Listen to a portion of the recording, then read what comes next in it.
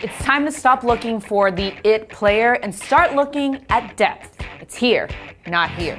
I'm Liz Gonzalez and welcome to Fantasy Value Store. From here until week 12, a minimum of 4 teams will be on buys every week.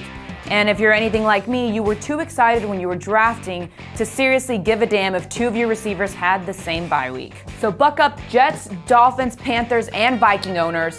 Let's shop. Martavis Bryant is returning this week after a 4-game suspension. Unfortunately for him, he's coming back to Michael Vick. Eric Decker, Brandon Marshall, and Jarvis Landry are all out this week, but fortunately Tavon Austin isn't. I love watching guys play that are crazy athletic, and Austin's speed and agility are unmatched on the Rams. His total yardage has increased every week. He put up a couple of TDs last week. Oh, and let's throw in punt returns for good measures. Is it possible that after 2 years, the Rams finally figured out what to do with their first-round pick?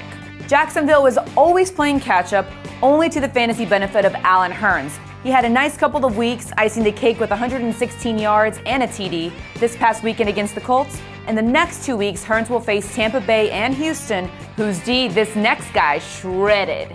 Leonard Hankerson was the 6th highest scoring receiver last week. And here's the thing. As long as Julio Jones is on that field, Hankerson will always be in favorable coverage. He's available in over 80% of leagues, and Matt Ryan is on fire right now. They might as well change the name to the Hotlanta Falcons. Well. Look who decided to show up. Jeremy Hill and Justin Forsett, welcome to the 2015 season. We've missed you.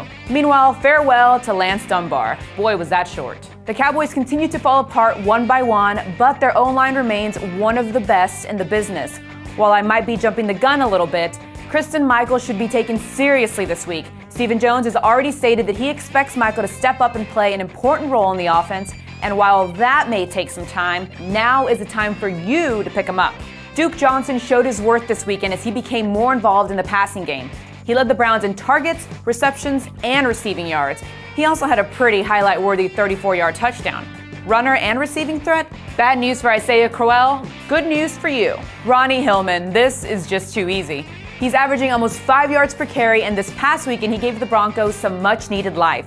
There has been an ongoing timeshare issue with C.J. Anderson, but I think the team is going to have to reevaluate their scheme heading into Week 5 because, let's face it, Anderson has been a dud. He's back! After serving a 4-week suspension, Antonio Gates returned to the San Diego Chargers lineup this week.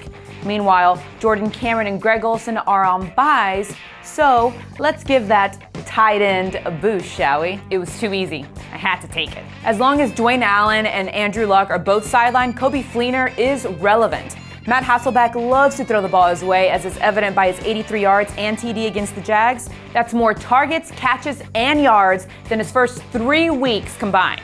The Browns' offense is still evolving, and it looks like Gary Barnidge is a serious part of that equation. Josh McCown loves to target a 30-year-old veteran, giving him the best season of his career 4 weeks in.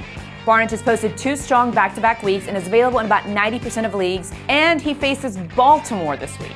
Rodgers to Rodgers. I'm thinking Rodgers likes the sound of that, both Aaron and Richard.